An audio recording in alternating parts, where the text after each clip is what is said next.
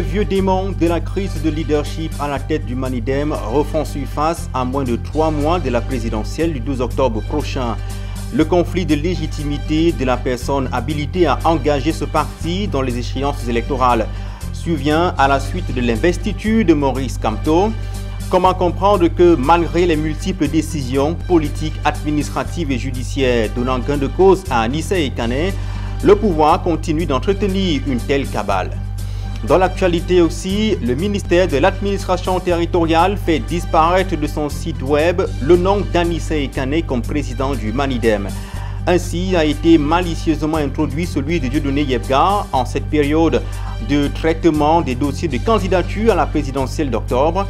Des hommes de droit dénoncent une tentative visant à éliminer le candidat Maurice Kamto sans fondement légal. Bonsoir à tous et bienvenue au journal d'Equinox Télévision.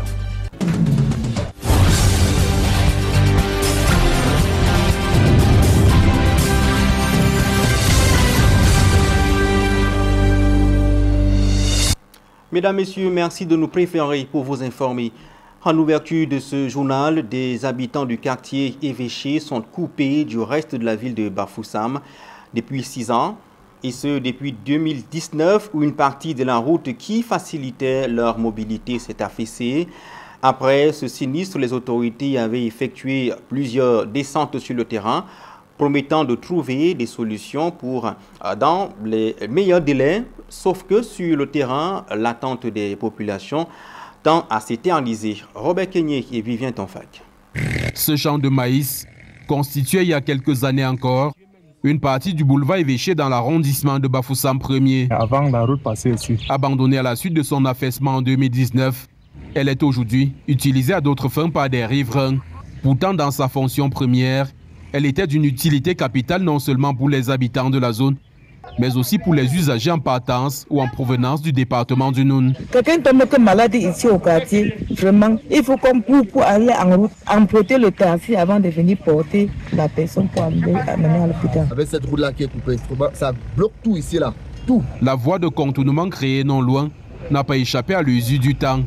Le mauvais état surtout à ce virage et l'étroitesse de cette route font d'elle désormais un piège pour les usagers. Quand le camion arrive là-bas, il est obligé d'ancrer comme ça, prendre le côté sur la même avant de sortir. Les motos ancrent pour le champ là-bas, regardez l'état de la route. Tous les accidents même de ce côté, moi-même, j'ai failli perdre ma vie. Un camion là de carburant qui était tombé là-bas sur tous mes affaires. Le calvaire qu'éprouvent ces usagers a généré une colère qu'ils ne loupent aucunement l'occasion de la faire exploser. Vraiment, nous, on n'est pas contents. Même le gouverneur aussi passe ici. Voilà les routes ici, tu viens avec ton camion, il faut négocier. Finalement, on est où? La colère de ces derniers est davantage suscitée par les multiples descentes que les autorités locales et certains membres du gouvernement, dont Célestine Ketchakoutes, ministre de l'Habitat et du Développement urbain, ont effectué sur cette partie de la route sinistrée sans leur proposer des solutions des années plus tard. Et voilà ça, le torrent fait qu'on mentit, ça fait qu'ajouter. Je sais que bientôt ils vont encore venir. Tous les ministres là pour faire manger notre argent de l'État, ils vont venir encore dire qu'on vient pour l'expédition, voir comment. Ils vont venir mettre les caméras,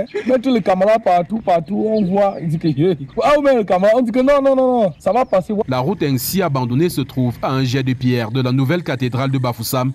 Elle permet de se rendre à Kouékon et dans le Noun en évitant le centre-ville de Bafoussam. Le ministre des Travaux publics prescrit une réorganisation de l'entreprise et plus d'efficacité dans l'exécution des travaux d'entretien du tronçon Bafang-Kondiok. Emmanuel Ngano-Djumessi vient d'inspecter les 53 km qui séparent les deux localités. Si les travaux en cours ont atténué les souffrances des usagers par endroits, quelques négligences de la part de l'entreprise risquent de compromettre certains acquis si rien n'est fait dans l'immédiat. Emmanuel Job et Marcelin Gansop. D'un pluie vient d'arroser le tronçon Bafang-Kondiok, mais ça circule mieux qu'avant, notamment dans les zones déjà traitées par l'entreprise. La route est un peu bien, avec les pluies là, ça entraîne un peu de s'aggraver. Mais ça va aller. Vous avez pris combien de temps pour arriver ici? Nous sommes comme ça, presque 2 heures déjà.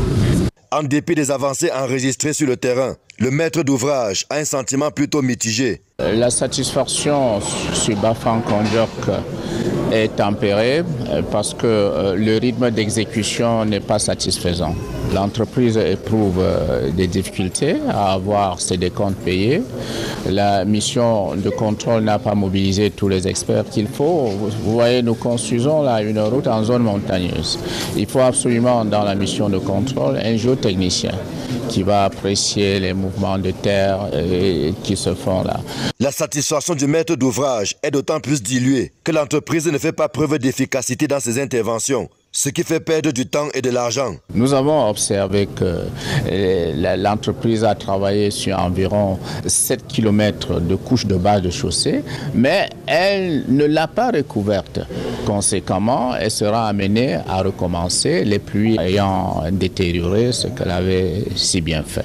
Dès lors, une réorganisation du travail s'impose pour rattraper les retards et booster le taux d'exécution de la deuxième phase, qui n'est qu'à 13%. Nous sommes là en train de procéder à un bitumage de la route Bafang-Kondiok en commençant par les zones de forte pente. Ce sont les zones de forte pente qui doivent être bitumées. Il y a donc lieu pour l'entreprise de mieux s'organiser pour continuer l'exécution de ces travaux dans le respect des délais. Sur les 53 km qui séparent Bafang de Kondiok, la première phase des travaux a été réceptionnée le 27 juin dernier. Mais il y a encore du pain sur la planche pour alléger les souffrances des usagers qui empruntent ce tronçon hautement stratégique qui relie les régions de l'ouest et du littoral à travers les départements du Haut-Nkam et du Nkam. Quant au désenclavement du bassin agricole de Bakocha via Bakassa dans l'arrondissement de Bana, les travaux sont rendus à 35% en dépit de la faible mobilisation de l'entreprise sur le terrain. Au Cameroun, la vie devient de plus en plus chère et dans les ménages, se nourrir est devenu un véritable casse-tête. Pour rendre compte de cette situation, nos reporters Esther Manuela Anon et Josiane Gok ont sillonné des marchés dans la ville de Douala pour constater l'inflation des prix des denrées alimentaires. Voici leur reportage. Avec la conjoncture économique actuelle de plus en plus difficile, se nourrir correctement est devenu un véritable défi quotidien pour les Camerounais. Le coût de vie augmente et les ménages peinent à joindre les deux bouts. Pour constater de visu la situation, nous sommes allés sur un marché local et notre premier constat est que tout est devenu très cher. Il n'y a rien qui est devenu vraiment facile, tout est devenu cher sur le marché. Le panier de ménagers au Cameroun est devenu tellement cher. Il n'y a rien qui est moins cher. Le marché de New Daido, très populaire, est un lieu où l'on trouve une grande variété de denrées alimentaires en gros et au détail. Cependant, les prix sont élevés et les tubercules sont particulièrement chers. Les vendeuses de macabo, de plantains et de taro ont du mal à écouler leur stock en raison des prix prohibitifs. Voici 2000, 1000 francs, 500. Le macabo est trop cher parce que la quantité que nous en avons sur le marché, c'est très petit. J'ai choisi de préparer le macabo parce qu'il faut manger. Même si c'est petit, on ajoute l'eau. On met le cuivre, on essaie de faire la sauce, ça pèse, on mange. Nous sommes là en train de misérer pour rien, parce que le plantain est trop cher.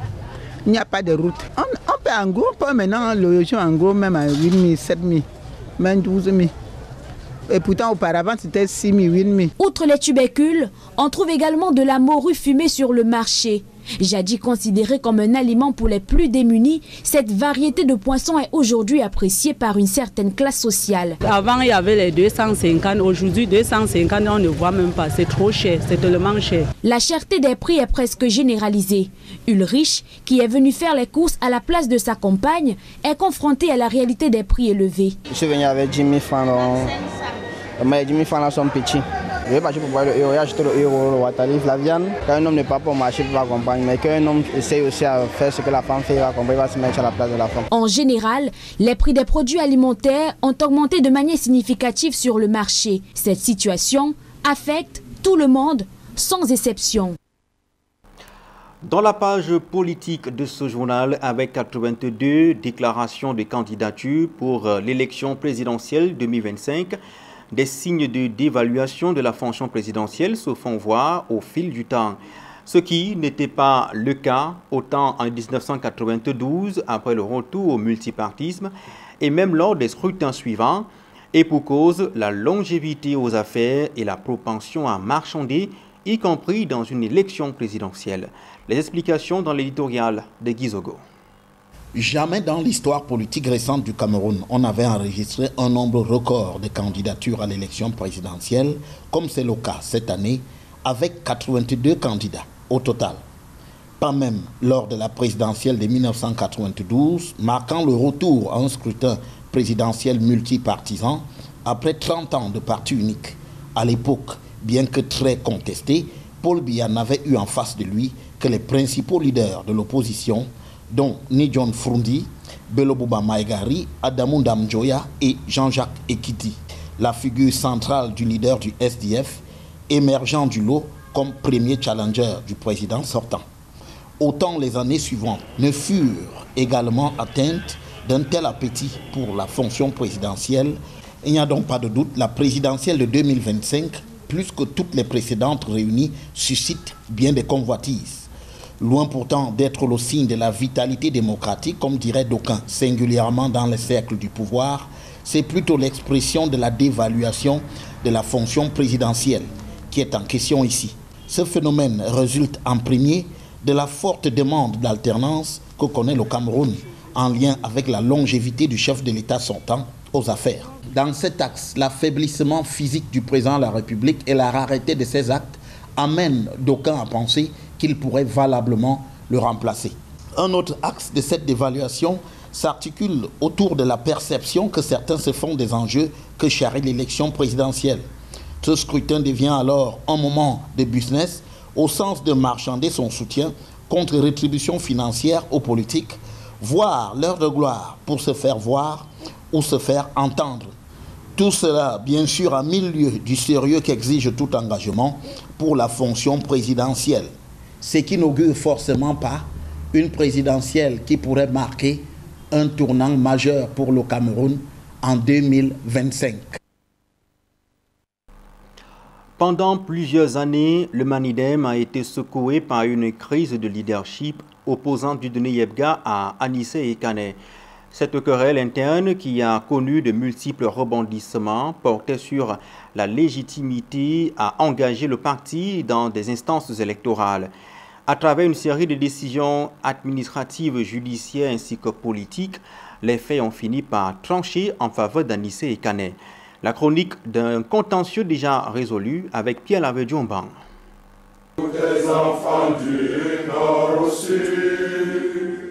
Le litige devient manifeste en 2017 lorsque la faction Yebga Dieudonné organise un congrès en Bankomo le 29 juillet, suspendant Anissé Ekane et 3 autres membres du bureau du parti. Le ton était donné et la crise de leadership s'enracinait. Désignant des dirigeants, le Manidem était dans cette tourmente. Il y a une crise politique née du fait que, sorti du congrès de 2015 au Manidem, le président qui a été élu, sur proposition de ceux qu'il a décidé aujourd'hui de sanctionner en violation de toutes les règles, a pris une tournure, une dérive à la fois mystique, une dérive qui est en marge de la ligne politique du Manidem.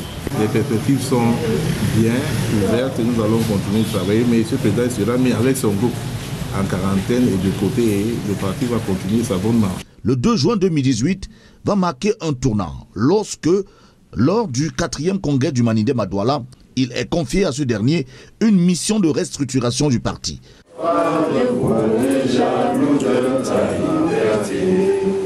Ce congrès est reconnu par les autorités territoriales. J'imagine tout simplement que Ekane Anissé est utilisé par le pouvoir, tout simplement parce que Ekane Anissé a été suspendu du parti le 29 juillet 2017. Il a été notifié. On ne comprend pas pourquoi l'administration lui donne une autorisation de se réunir et de parler au nom du Manidem. Quelques semaines plus tard, le 17 juillet 2018, un arrêté signé par le ministre de l'administration territoriale, Paul Atangadi, valide officiellement Ekane comme représentant légal. La légitimité d'Ekane ne faiblit pas. Le 25 novembre 2019, il mandate officiellement Ebanda Songe Isaac pour représenter le parti aux élections municipales du 9 février 2020. Ce mandat est accepté sans contestation par les autorités électorales, confirmant encore la reconnaissance institutionnelle d'Ekane. En tant que tel, les élections communales se déroulent sous sa direction, sans aucune opposition légale de la faction Yebga. En 2020, le tribunal administratif du centre est saisi. Nous pensons donc que ça doit être un pion que le pouvoir a placé au sein de l'opposition. La justice réaffirme la validité de l'arrêté de 2018, rétablit Ekane dans ses fonctions et rejette les recours de Yebga, considérant que cette faction n'a pas produit les preuves d'une légitimité statutaire concurrente. En politique, il y a toujours des ennemis. Après 2020, Dieudonné Yebga est régulièrement invité sur les plateaux de radio et télévision, mais insistant toujours d'être désormais invité comme autorité traditionnelle et non comme président du Manidem. Continue le travail qu'il a commencé. Moi j'ai lu un livre qui avait... On pourrait établir des alliances avec ceux qui sont déjà candidats ou des plateformes qui sont en place, à défaut nous-mêmes d'être candidats.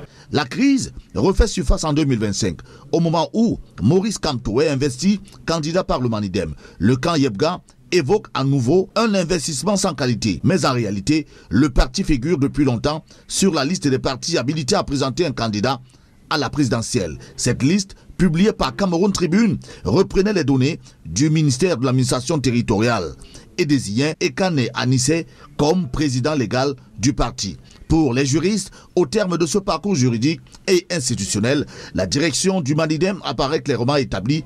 Ekane Anissé dispose de la légitimité reconnue depuis au moins 2018. Sauf miracle, toute tentative de questionner la validité de l'investiture de Maurice Kamto pour la présidentielle repose donc en effet sur une position déconnectée des faits administratifs et juridiques.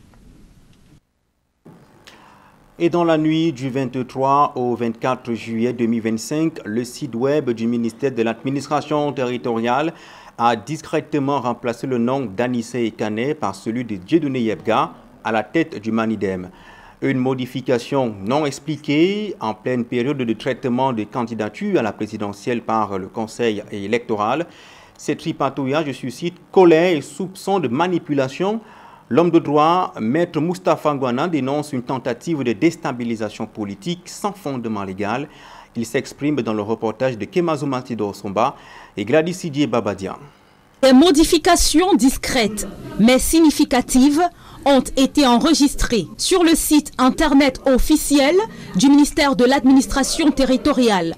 En lieu et place d'Anissé Ekane, jusque-là reconnu comme président national du Manidem, figure désormais le nom de Dieudonné Yebga. Pourtant, jusqu'à la veille, le site affichait encore Anissé Ekane comme président de ce parti politique. Alors, si vous voulez rentrer sur les informations qui étaient là avant, c'est très simple. Il y a ce site qui est archive.org. C'est un site qui permet d'archiver les informations sur tous les sites internet. Ça va renvoyer vers les anciennes pages qui ont été mises à jour le 22 décembre 2004. Et si vous regardez même le lien, vous allez voir que on a remplacé les informations que nous allons actuellement fouiller. Alors, si nous essayons de descendre là, on peut entrer encore Manidem. Vous pouvez le faire chez vous, hein. Vous entrez là Manidem et puis vous voyez Anissé Ekane. Donc, président Anissé Ekane, vice-président Ndormo Fils Valentin. Pour des spécialistes du droit, ces manœuvres n'ont aucune base juridique. Je pense qu'il s'agit de la part du ministère de l'administration territoriale d'une honteuse manipulation sans conséquences juridiques. En 2018, le ministre de l'administration territoriale a pris une décision qui reconnaissait les différents leaders de 3 partis politiques. Le Manidem pour M. Ekane. M. Dieudonné Yebga en son temps n'a pas engagé de procédure au fond tendant à l'annulation de cette décision-là. Ne l'ayant pas fait, cela doit être considéré comme un acquiescement de sa part. Et aujourd'hui, il est dans l'incapacité de pouvoir engager une telle procédure. D'après les dispositions de l'article 17 de la loi numéro 2006/022, qui organise le tribunal administratif, lorsque un acte vous fait grief, un acte administratif unilatéral vous fait grief, vous avez un délai de 3 mois pour pouvoir attaquer l'acte en question en annulation. Donc aujourd'hui, Dieudonné Yebga, si par extraordinaire, il souhaitait même pouvoir attaquer la décision en question, il serait dans l'incapacité d'avoir le faire parce qu'il serait frappé de forclusion. Maître Moustapha Ngwane rappelle que le Conseil électoral d'Elections Cameroun est seul compétent pour statuer sur les candidatures. Il est quand même censé être un organe neutre qui ne devrait pas tenir en considération les manipulations qui sont faites par le ministre de l'administration territoriale. Donc c'est sur le plan juridique sans le moindre effet. Malgré l'ampleur des réactions suscitées, le ministère de l'administration territoriale n'a jusqu'ici fourni aucune explication sur ces mises à jour. Dans le reste de l'actualité, le projet d'aménagement d'une zone d'activité industrialo-portuaire à la Dibamba vient d'entrer dans sa phase de mise en œuvre. Avec 15 000 emplois directs en vue, le projet est adapté à une vision plus moderne. Un projet dans la cérémonie, la pose de la première pierre de ce projet a été présidée par le Premier ministre, le chef du gouvernement, Joseph John Gauthier. C'était en présence de nos reporters Steve Eboulé et Kevin Thiogo. Sur les berges de la Dibamba, dans le département de la Sanaga-Maritime, Dr Joseph John Gauthier, Premier ministre, procède à la pose de la première pierre de la zone d'aménagement des activités du complexe industriel-portuaire de Dibamba, Missolé 1. Conformément aux très hautes prescriptions du chef de l'État, le gouvernement a engagé de chantiers dans le cadre de la mise en œuvre de la stratégie nationale de développement à l'horizon 2030, à l'effet d'accroître nos indicateurs macroéconomiques et d'améliorer significativement le niveau de vie de nos populations. Sous le secteur maritime et portuaire, la priorité est accordée à la construction, à l'entretien, à la réhabilitation et à la modernisation des installations et équipements dans l'optique de garantir notamment la compétitivité de nos ports, mais aussi les arrimer aux exigences et défis liés à la densification des échanges commerciaux régionaux et intercontinentaux. Que les travaux d'aménagement de la zone industrielle-portuaire soient conduits dans les délais arrêtés et suivant les normes définies. Levier stratégique pour la croissance économique et le développement du Cameroun, le projet, fruit d'un partenariat public-privé, cible 9 secteurs clés, l'agro-industrie, les mines, l'énergie, la pharmacie, entre autres. Envisagé sur une superficie de 500 hectares, sa mise en œuvre se fera en 2 phases et s'étend sur 5 ans pour un coût global de plus de 230 milliards de francs CFA, financé par le groupe Arise. Ce projet structurant majeur ambitionne de créer un écosystème industriel et logistique intégré réparti en 3 composantes. Une plateforme industrielle 350 hectares, une zone logistique multimodale de 122 hectares et une zone résidentielle sur 50 hectares. À terme, il permettra également la décongestion des terminaux portuaires de Douala, aujourd'hui saturés, la redirection du trafic routier vers la voie fluviale, la création d'un hub multimodal et l'émergence d'un écosystème industriel intégré, entre autres objectifs visés. Fin de la première partie de ce journal, la seconde est consacrée à notre série de grands reportages.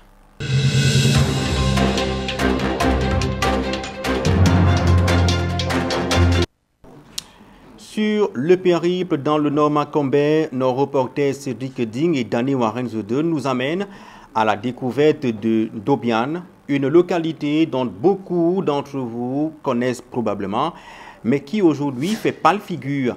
L'école publique n'est plus que l'ombre d'elle-même et le centre médical d'arrondissement est inoccupé depuis des années. Le visage d'Obiang fait objet de notre 13e épisode du Cameroun comme il va. Lors de notre dernier périple, nous étions dans le centre de santé de Sohok. Nous le quittons en espérant le retrouver changé, lors d'un prochain voyage peut-être. Sur notre trajet, nous rencontrons d'autres voyageurs qui viennent de Konjok et regagnent la ville de Bafang, contraints d'être entassés à l'arrière d'une pick-up, à l'état peu reluisant, comme de la marchandise. Visiblement, comme nous, ils sont agacés. Bafa pour Konjok, c'est 10 000 par transport, à l'heure et tout. Ce qui n'est pas logique, parce que la distance n'est pas si longue. Le prix ne mérite pas. Mais c'est la raison pour laquelle nous avons besoin vraiment du gouvernement pour qu'il nous soutienne pour cela. En quittant un boudoir là pour ici, là pour Kondiok, c'est 20 000 le transport.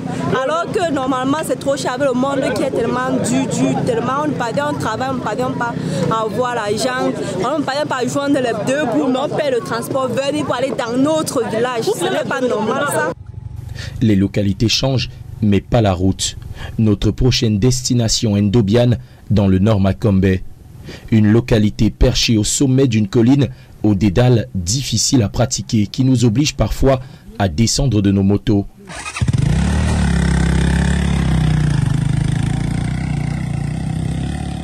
Notre GPS n'indique aucune route sur cet itinéraire. Nous comprenons pourquoi. Sur notre chemin, des engins destinés à réparer la route, eux aussi désormais, ont besoin d'être réparés. Première escale, l'école publique de Yaklon. La première étape de notre périple sur la route de Ndobiane nous emmène à l'école publique de Yaklon. Construite il y a quelques années seulement, eh bien, cette école ressemble plutôt à un établissement fantôme. Pas un seul élève n'étudie ici. Cela illustre le degré d'enclavement de cette localité. Et petite anecdote, il y a 2 ans, cet établissement comptait 2 élèves. Aujourd'hui, plus rien. Pourtant, du témoignage de plusieurs habitants de cette partie du Nkam, eh bien, cette école a bel et bien un directeur qui est payé chaque mois. L'école a été construite sous fonds participatifs de l'Union européenne. Aujourd'hui, l'école publique de Yaklon fait peine à voir. Salle de classe à moitié détruite par les ravages du temps et recouverte d'une épaisse couche de forêt où il faut être courageux pour s'aventurer. Notre frustration grandit au fur et à mesure que notre aventure se poursuit. Mais nous ne sommes pas au bout de nos peines. Arrivé au sommet de la colline, il faut redescendre. Et là encore, c'est une autre paire de manches. Ici, là, non, c'est le guide. On doit gérer tout easy. Nous arrivons enfin au pont sur le fleuve Makombe. Nous nous trouvons actuellement sur le pont sur la Makombe qui justement nous mènera du côté de la localité de Ndobiane. Vous l'avez remarqué, la route qui mène ici est faite d'une pente abrupte et escarpée. Seules les motos arrivent à tirer leur épingle du jeu ici. Je vous fais le petit topo. Au cas où vous venez en véhicule et que vos freins lâchent, eh bien, vous risquez très fort d'aller nourrir les poissons au fond de la Makombe. Pourtant, c'est une route qui sert notamment à sortir les produits issus de l'agriculture de cette partie du pays. Mais pourquoi semble-t-elle aussi délaissée? Eh bien, c'est ce que nous allons tenter de savoir. À peine le temps de souffler et c'est reparti. Quelques kilomètres parcourus, nous débarquons au centre médical d'arrondissement de Ndobiane. Ne vous fiez pas aux murs clinquants, la réalité qui se cache derrière est beaucoup moins reluisante. Du matériel quasi neuf, mais à l'abandon. Ce centre de santé situé dans le nord Makombe est créé depuis au moins 5 ans déjà. Mais pourtant, pas de directeur, pas d'infirmière, pas de médecin traitant. Ce n'est pas le matériel qui manque, comme vous pouvez le voir. Armoire à pharmacie, lit ou encore bien d'autres éléments pour conserver les vaccins. Et le plus étonnant, ces outils sont quasi à l'état neuf. Ce frigo par exemple, qui n'a jamais servi, trône ici, un trophée vierge. Des médicaments sont conservés là-bas. Pourtant, à quelques kilomètres d'ici, au village Sohok, vous l'avez vu, on manque de tout, mais pourtant on a l'affluence des patients.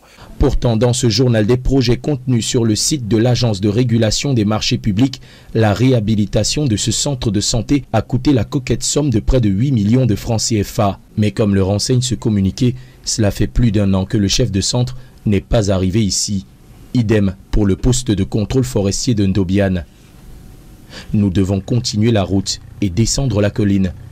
Notre trajet est coupé net sur l'autre embranchement du fleuve. Cette rivière est la dernière étape qui nous sépare de l'ouest. De l'autre côté, à quelques dizaines de kilomètres, se situe la ville de Baganté. Nous serons dans l'ouest Cameroun. Autrefois ici, se dressait un pont. Ce pont, enfin du moins ce qu'il en reste, qui permettait aux automobilistes de faire le trajet entre le Nkam et la région de l'Ouest. Mais depuis plusieurs années, le pont est effondré. Aucune tentative de réparation de ce dernier n'a encore été entamée. Comme vous l'avez compris, le département du Nkam recèle des possibilités quasi un signe carrefour entre 4 régions du Cameroun, mais carrefour, le semble-t-il, oublié des pouvoirs publics. Oublié comme cet engin destiné à la reconstruction du pont. Oublié comme ces fers à béton et ces dizaines de sacs de ciment, aujourd'hui inutilisables, obligeant les populations, comme sur ces images, à traverser ce cours d'eau quasi à la nage. C'est vraiment compliqué. En saison pluvieuse, nous ne pouvons rien. On porte sur la tête avec l'eau ici. À ce moment-ci, comme vous voyez là, c'est parce que la marée est bas. Mais si on venait le matin, ça, on ne pouvait pas entrer comme nous sommes là. Mais déjà à partir de la saison pluvieuse, les motos ne passent pas. Personne. On peut traverser loin au fond là-bas avec le sac de cacao sur la tête. Où que l'on aille dans le Cam, il persiste ce même sentiment, celui de l'abandon et de l'oubli. Et voilà qui met un thème à ce grand format de l'actualité. Merci à tous de l'avoir suivi. Dans un instant, Equinox Soir, deuxième partie avec Serge Loto et ses invités pour le débrief du journal. Bonsoir Serge. Bonsoir Iringonomala. Mise à jour du site web du ministère de l'administration territoriale avec surtout ce changement à la tête du Manidem. Le ministère de l'administration territoriale fait disparaître de son site web le nom d'Anissé Kane comme président du Manidem. Ainsi a été malicieusement introduit celui de Dieudonné Yebga en cette période de traitement des dossiers de candidature à la présidentielle d'octobre. Mais des hommes de droit dénoncent une tentative visant à éliminer le candidat Maurice Kamto sans fondement légal. C'est Jalin. Voilà, c'est donc l'essentiel l'Equinox Soir. Deuxième partie, bonne soirée à vous, Iringonomala. Bonne soirée, c'est Jalin. Rendez-vous demain, 20h. La suite, c'est en plateau en compagnie de nos invités. Pierre-Paul Moubitan, il est là avec nous. Jean-Marie Aimon Baneni, Charles Gafongan et bien évidemment Dimitri Bala. Dimitri Bala, qu'est-ce qui peut donc, de votre point de vue, justifier cette mise à jour en ce moment-ci? Moi, je crois que Serge Alain, on ne va pas créer une polémique là où il n'y en a pas. Ce serait de bonne guerre que... enfin, pas de bonne guerre, ce serait de bonne loi, ce serait de bonnes choses que...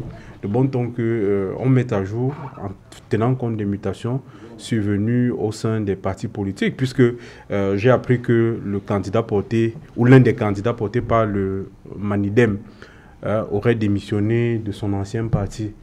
Et donc, de ce point de vue, si effectivement il a démissionné, je ne maîtrise pas les textes, mais j'imagine qu'il y a une procédure de démission et une comme procédure... il a démissionné, c'est son nom que le Ménat a mis. Je voudrais en arriver, ces gens-là. Et donc, s'il a effectivement démissionné et que la procédure de déclaration de sa démission eût été respecté, j'imagine bien que certainement cela va être fait. Maintenant, si après, il n'a pas démissionné, ou bien si la procédure n'a pas été... Ouais, c'est des débats juridiques pour lesquels je ne suis pas forcément la personne indiquée pour la commenter ou pour la décrypter. Qui est la personne indiquée? J'imagine que ce sont ceux qui reçoivent les dossiers. Moi, je n'ai pas reçu sa lettre de démission. Je n'ai pas un mandat pour constater sa démission ou bien... Vous n'avez pas reçu la lettre de démission de qui? De l'ancien président. Dans les éléments, les conditions d'éligibilité. Non. Mais parmi les conditions, il y a la lettre de démission. Non, mais parmi les conditions d'éligibilité. Non, il y a les conditions ici. Oui, mais parmi ces conditions-là, je crois que il y a nul ne peut appartenir à deux partis. Non, je parle des conditions pour les CAM. Non, mais je dis Serge Alain. L'article 121, on dit où qu'il faut présenter la lettre de démission. Serge Alain. Conditions de création. Je dis que attendez, nul ne peut. Non. J'en viens. Non, venez pas. Je dis Serge Alain, j'en viens. Oui. Nul ne peut appartenir à deux partis politiques, il me semble. Oui. D'accord? Dans la création des partis politiques. Bon, maintenant, semble... Quand on crée un parti politique... Bon, maintenant, il semble que la mise à jour soit en cours. Peut-être c'est un processus... Peut-être que c'est un processus qui est en cours. Oui, le rapport avec un candidat qui... C'est vous qui avez posé la question. Je vous ai demandé la mise à jour. C'est vous qui me ramenez au candidat investi par le Manidem. Je dis donc que il y a certainement eu des mutations à l'intérieur de ces partis. Je n'en suis pas membre. Je ne connais pas le fonctionnement de ces partis. Nous prenons acte de l'information que ces partis politiques mettent à notre disposition. Et j'imagine bien que c'est sur cette base-là, certainement que chacun se fera sa propre opinion. Okay. Donc, vous n'allez pas, monsieur Charles Nga, vous n'allez pas m'imposer d'accepter ou de refuser. Est-ce qu'il a parlé? Oui, mais parce que je vois, il s'émousse, il s'énerve, il devient farouche, agressif, nerveux. Non, il n'a pas besoin de manifester autant, bouillamment, farouchement. Non, c'est un échange. C'est un échange. Ouais. Je dis que je ne suis pas militant du Manidem. Il est mieux placé que moi pour nous dire, eu égard leur fonctionnement interne, eu égard leur statut, ce qu'il en retourne. Moi, je dis que je constate et je prends acte de ce qu'ils feront à l'intérieur. Ça, c'est mon point de vue. Maintenant, les mises à jour, je ne suis même pas informaticien. Maintenant, s'il y a des mises à jour, je crois que c'est certainement sur la base des mouvements internes, des informations transmises par le parti politique à l'administration. Si ces informations sont données, des voies de recours existent. Au lieu de crier sur les réseaux sociaux ou bien sur les plateaux, on peut saisir l'administration et dire attention, à tel niveau il y a erreur. Il peut pas se voilà. Je crois que lui, il sait mieux que nous quelles sont les voies de recours, quelles sont les différentes pistes qui s'ouvrent maintenant à lui. Cette nouvelle. Comment vous vous sentez au Manidem, on va dire comme ça, du côté du Anissé Canet et les autres? Vous avez vu cette mise à jour? Comment vous avez réagi? Mais nous restons sereins. Nous restons sereins. Je crois que les Camerounais... On vous a dit que vous avez un nouveau président. Non, les Camerounais sont en alerte. Les Camerounais ont la vérité. Ils ont l'information. Avant que ce moment n'arrive, malheureusement pour ceux qui se livrent à ces manipulations-là, il y a des Camerounais outillés qui avaient déjà scruté le site du MINAD, qui avaient capturé, fait des captures de toutes les informations qui s'y trouvent. Et il y en a même qui, au jour d'aujourd'hui, on y a archivé toutes ces informations. Tout cela nous a été envoyé. C'est-à-dire que je crois que les Camerounais savent très bien qu'aujourd'hui, le Manidem porte l'espérance des Camerounais. Si nous avons déjà accompagné le candidat Kamto, nous avons écouté les Camerounais. Nous avons dit qu'on ne pouvait pas, pour une compétition aussi importante, mettre de côté un Camerounais qui, selon nous, a les compétences pour pouvoir apporter sa contribution au développement de ce pays. Nous avons déjà le porté. Nous avons écouté les Camerounais. Les Camerounais le savent. Je pense ici que je veux bien croire que Dimitri en bas ne maîtrise pas, ou peut-être qu'il ne fait pas la mauvaise foi, parce qu'on parle d'une la mise à jour, ce n'est pas d'un jour à un autre. Le congrès du Manidem a été organisé en 2018. Anissé Kane est président du Manidem depuis 2018. 7 ans sans congrès. Il dit bien depuis 2018. Donc en fait... 7 ans sans congrès. Non. Bon, le RDPC en a plus de 20 ans aujourd'hui. On ne va pas rentrer là-dedans. Donc j'ai dit donc ceci. Le site web du ministère a été mis à jour après 2018. Jusqu'au 22 juillet. Oui. Ce site web présentait, 22 juillet 2025, ce site web présentait comme au numéro 103, parti politique, Mouvement africain pour la nouvelle défense par la démocratie, Manidem, président Ekane Anissé, vice-président Valentin Dormo-Fils et trésorier Tito Florence. Mais subitement, une fois que les captures ont été faites et diffusées en ligne, le site web a connu un bug. C'est-à-dire que le site web a disparu en ligne. Quand ce site web revient, on constate que les informations ont changé. C'est de cela qu'il s'agit. Mais non, attends, j'y arrive. C'est de cela qu'il s'agit. C'est-à-dire que d'un jour à l'autre, c'est-à-dire entre le bug, entre le 22 et le 23 juin, c'est-à-dire qu'un jour après, les informations ont changé. On retrouve toujours au même numéro, Manidem, mais sauf que les informations relatives aux dirigeants ont changé. C'est cela qu'il s'agit. Donc, attends, j'ai cru comprendre que peut-être vous n'avez pas très bien compris, vous avez parlé d'autre chose. C'est de cela qu'il s'agit. Et maintenant, j'ai parlé d'un complot. Ce complot, ne croyez pas que c'est un complot contre le Camerounais. C'est un véritable complot contre le Manidem. C'est un complot contre les Camerounais. Mais c'est eux qui sont en train de réclamer justice là. Ce n'est pas le Manidem qui allait scruter, faire des captures du site. C'est bien les Camerounais. Et je veux dire ici, chaque fois qu'une question est posée à des représentants du RDPC, ils ramènent cela à Maurice Kamto. Tout à l'heure, pour prononcer le mot Kamto, vous avez vu, il a commencé à revenir sur une démission qui a été faite. C'est pour cette raison que nous avons dit ici, il y a quelques jours, que vous êtes en mission, chaque fois que vous êtes sur un plateau, revenir, ramener le nom Maurice Kamto sur le plateau à chaque fois. C'est ce que vous avez fait tout à l'heure. C'est vous qui l'imposez. On vous parle du site. Nous n'avons pas évoqué le nom Kamto. Vous ramenez sur la démission de Kamto et tout le reste. Nous parlons d'un site web. Nous parlons d'un site d'information dédié à un ministère aussi important que le MINAT. Que ces sites soient manipulés, que les informations changent d'un jour à l'autre. Les informations connues. Et quand même, je vais vous dire, ce mois de juillet a convoqué certains présidents des partis politiques pour des réunions à Yaoundé. Elle est quand même envoyé une invitation au président du Maïdem. C'était écrit à Nice quand le président du Maïdem. C'était quand la date? En juillet, ce mois de juillet. Je dis très bien au mois de juillet. Donc, c'est pour ça que je vous ai dit, nous sommes sereins. Vous avez archivé ça? Tout est archivé. Je pense même que, je crois que c'est pour cette raison que nous ne souhaitons même pas. Écoutez, le moment venu, tous les arguments juridiques seront présentés. Le moment venu. Mais pour le moment, nous sommes convaincus qu'il est qu'en faisant son travail, que notre candidat sera retenu. Mais le candidat retenu, et que nous n'aurons pas besoin de justifier quoi que ce soit au Conseil constitutionnel. Non, attendez, vous écoutez d'abord les autres sur la question. Je vous en prie. Pierre-Paul Moubitan, sur cette question, est-ce que vous pensez que c'est à dessein que ce qui s'est passé cette nuit, la nuit du 23 au 24, s'est passé? Surtout en cette période où on a transféré les dossiers, les candidatures au Conseil électoral. C'est anodin? C'est un hasard? Je pense que, étant donné que jusqu'à date, jusqu'à maintenant, le MINAT n'a pas encore réagi sur cette interpellation au sujet du changement d'information d'un jour à l'autre, il n'a pas encore réagi. Bon, peut-être que c'est après sa réaction maintenant qu'on verra effectivement si ça a été fait exprès.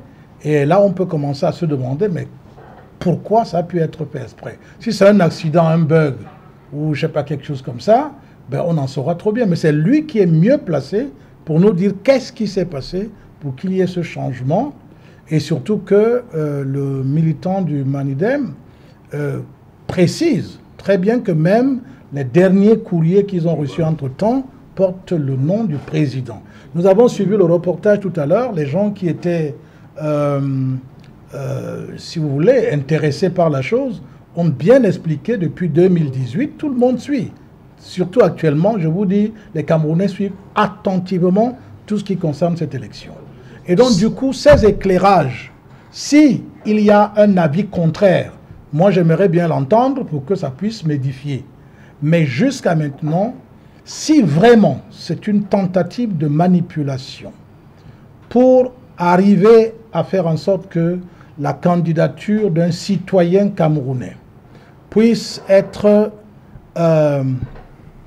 irrégulièrement annulée, je dis ce serait quelque chose de très grave.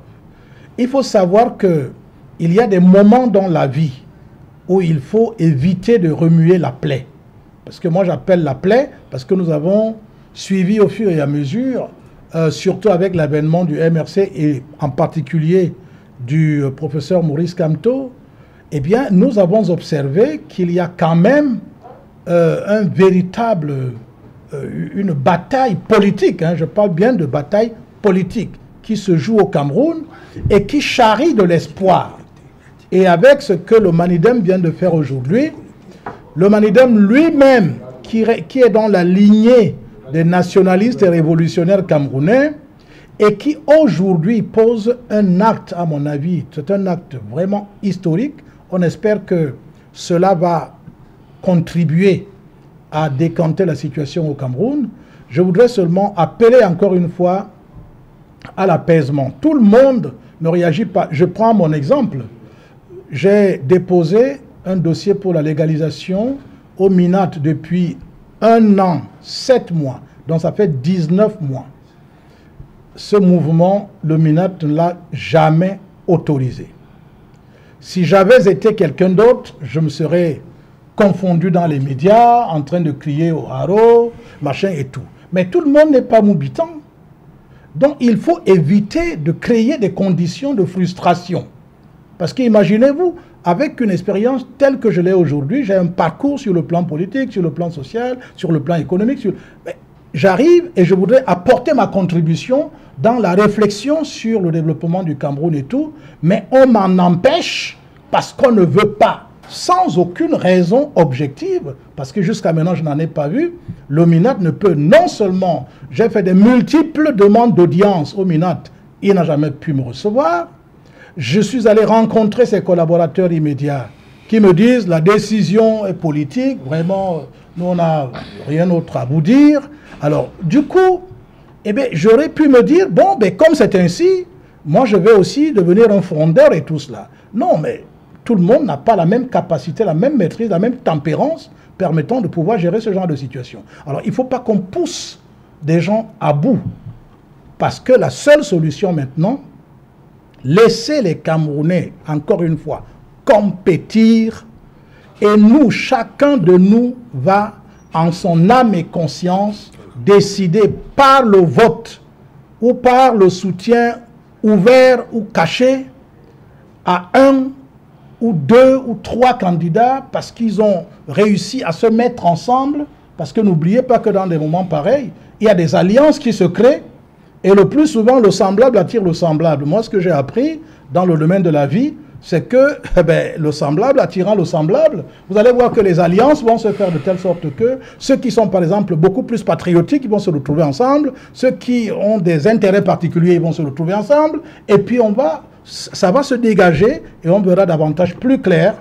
Et notre souhait est que on ne continue pas à manipuler les institutions de la République, parce que le MINAT, c'est quand même une institution. Ça fait partie des institutions de la République. C'est un ministère. Il ne faut pas que pour des raisons subjectives, on rentre dans une machine, dans le site du MINAT. Ça peut ne pas être le ministre, peut-être qu'il n'en savait rien. Ça peut être quelqu'un qui, par des moyens détournés, a pu faire en sorte qu'il y ait ce jeu-là. Mais il faut faire très très attention, surtout en ces moments précis. Laissons les Camerounais compétir, encore une fois. Qu'ils compétissent. Et nous allons choisir quel est le meilleur parmi ceux qui vont se présenter comme candidats à l'élection présidentielle. Voilà, on n'accuse personne. On dit juste, on constate que les données ont changé sur le site. On n'a pas accusé je voulais faire une précision. Non, avant le tout. Non, s'il vous plaît, Serge-Alain. On écoute d'abord tout le monde, vous allez revenir. Je reviens à vous, vous inquiétez. C'est une promesse. D'abord, Jean-Marie, sur cette situation, ce qui s'est passé dans la nuit du 23 au 24, votre analyse. Qu'est-ce qui se passe? Comment analyser cette situation? Vous savez, quand le corps électoral est convoqué, le processus d'inscription sur les listes électorales s'arrête automatiquement. Oui. Et je ne pense pas que c'est à moins quelques jours de la fermeture des contrôles des dossiers des candidats qu'on puisse arriver à découvrir qu'un parti politique est un nouveau président. Vous savez, ELECAM travaille en commission avec les partis politiques pour la préparation de l'élection présidentielle. Et chaque parti politique a son président ou alors son représentant.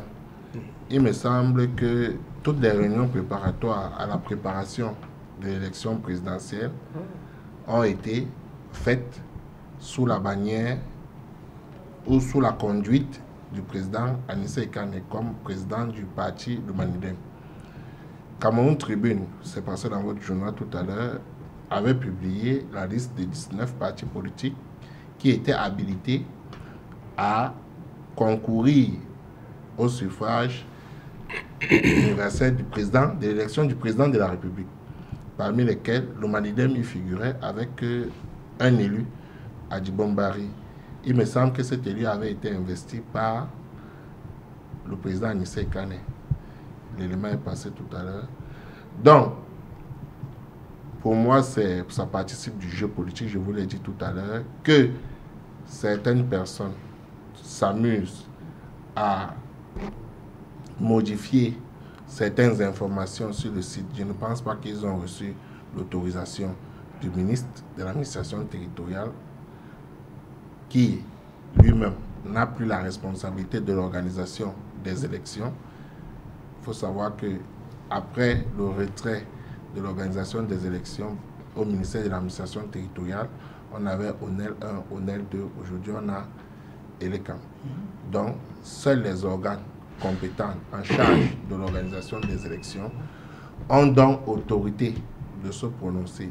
Je ne pense pas, je peux me tromper, que le conseil électoral ou le conseil constitutionnel iront chercher des vidéos, des captures d'écran. Non, il faut être sérieux. Il y a des éléments sur lesquels ils vont se fonder. D'abord la loi. Ensuite, s'il y a un contentieux préélectoral, ils vont se fonder sur les éléments. Et je vous ai dit, parmi les éléments les plus importants qui sont attendus ou qui seront présentés, ou qui seront demandés aux différents candidats, c'est la lettre d'investiture pour ceux qui sont présentés par les partis politiques. Alors, il faudra, comme pour chacun des partis qui a 2 candidats, il faudra que chaque candidat présente sa lettre d'investiture. À partir de là, on demanda, elle a été signée par qui? On va donc se référer à l'élection précédente. Lors de l'élection de 2020, le candidat ou l'élu du Manidem a été investi par le président Anissa Ikane. Il n'est donc pas nécessaire qu'on en arrive là. C'est pour ça que je dis, ça participe de l'animation politique. C'est de bon ton, on veut peut-être mettre la pression sur un certain nombre de participants pour leur pousser dans leur dernier retranchement. Mais il faut rester serein. J'ai dit, les partis politiques doivent travailler. Les candidats, avec leur état-major, doivent se préparer sereinement. Mais tout cela passe aussi par l'assainissement de l'espace politique. Parce que si on a ces quelques éléments qui arrivent comme si on jetait un cheveu dans la soupe pour essayer de nuire peut-être à un candidat ou à sa posture, cela peut laisser transparaître une certaine frilosité. Je crois qu'en face, de l'autre côté, ils n'ont pas besoin de ça. Le président Biya a tout un arsenal de militants et de personnes suffisamment aguerris. Ce n'est pas aujourd'hui qu'il va à une élection présidentielle. Il veut aller à son 8e mandat, c'est-à-dire à la 8e élection présidentielle. Il n'a donc pas besoin qu'on élimine, entre guillemets, un certain nombre de participants pour lui ouvrir la voie. Il a toujours gagné les élections dans ce pays haut la main. Laissons les autres compétir avec lui. Voilà, Dimitri, allez-y. Merci, c'est Jeannot. Ce que je voulais dire, il m'a emboîté le pas. Je voulais dire à mon frère, à mon ami Charles Nga que le RDPC, je le dis ici devant la caméra, le RDPC n'a pas besoin d'éliminer un quelconque candidat. Ça, je le dis. On n'a pas besoin d'éliminer un quelconque candidat. D'ailleurs, en 2018, lorsque il semblait plus virulent que ça, il a été candidat. Aujourd'hui, ce qu'il est aujourd'hui n'est pas ce qu'il était en 2018. Le candidat auquel vous tenez absolument qu'on parle. Il ne représente pas ce qu'il représentait aujourd'hui en 2018. Et donc, à partir de cet instant-là, ne nous imposez pas absolument un débat sur lui. Il y a pas. Je vous ai dit que ce qui fait la force des grandes nations, c'est la conformité aux lois. Respectons les lois. Ça, c'est la première chose. La deuxième chose, à partir du moment où on respecte les lois, si le Manidem estime qu'il a été abusé quelque part, quelle est l'action qu'a entrepris le Manidem jusqu'à aujourd'hui? Est-ce que le Manidem a saisi l'administration pour faire une mise au point ou bien pour rappeler X ou Y éléments? Ça, je ne sais pas. C'est votre cuisine interne. Mais il aurait fallu que le Manidem, se sentant abusé ou bien froissé quelque part, saisisse les autorités compétentes pour une correction. Parce que si vous dites que la mise à jour a été effectuée, peut-être que ça peut être une erreur, je n'en sais rien. Mais est-ce que vous avez saisi l'administration aux fins de précision? Et à ce moment-là, ça montrerait donc la bonne foi des dirigeants de ce parti. Donc, Nous, au RDPC, nous ne nous mêlons pas de la cuisine interne des autres partis politiques. Ça ne nous concerne pas. Nous n'avons peur d'aucun candidat. Nous sommes prêts pour l'élection présidentielle du 12 octobre 2025. Et nous souhaitons que, d'ailleurs, vous savez, avec un sans péril, on triomphe sans gloire. Nous voulons qu'il y ait de la compétition, que les candidats fassent campagne, tout le monde fera campagne comme tout le monde, et c'est le peuple seulement qui va choisir. Mais, sauf que il faudra accepter le verdict des urnes. Parce que la démarche aujourd'hui, c'est de décrédibiliser le processus, de décrédibiliser les institutions à chaque élection. Je vous en prie, il faut donner la parole aux autres pour sortir. Et 30 secondes, Pierre-Paul, pour sortir l'émission. Bien, alors au risque de me répéter, je pense que je devrais donner une appréciation par rapport à ces échanges qui ont eu lieu sur ce plateau. Il faut souhaiter vraiment que ce soit ainsi, surtout dans cette période-ci. C'est ainsi que les militants, les citoyens, qui ont tous chacun droit de vouloir que son champion passe ou bien son candidat passe, il faut cette courtoisie, il faudrait qu'elle se perpétue et que nous puissions aller vers des élections apaisées. Oui, d'abord Charles. Oui, au Manidem, nous sommes sereins, mais nous devons rester attentifs. Pas seulement les militaires Manidem, mais également tous les Camerounais. Et notre slogan reste « Tout dépend de vous, tout dépend des Camerounais ». Merci. Voilà. Marie, non 2025, année très spéciale. Il faudrait que les Camerounais restent focus et ne pas se laisser distraire par des sirènes qui viennent de temps en temps les perturber. Je fais un clin d'œil comme ça à l'actualité qui tourne autour du football. Merci. Non, on ne parle pas de ça ici. Voilà, nous sommes arrivés au terme de ce numéro et qu'il en soit, madame, monsieur. C'était un plaisir de vous avoir, cher monsieur. Surtout Pierre-Paul, c'est parti de Yaoundé. Merci beaucoup. Bien. Voilà. Bonsoir à tous. Surtout bonsoir au général Raymond, général de brigade, les promus, général de brigade, Raymond Bombissoué. Merci, mon général.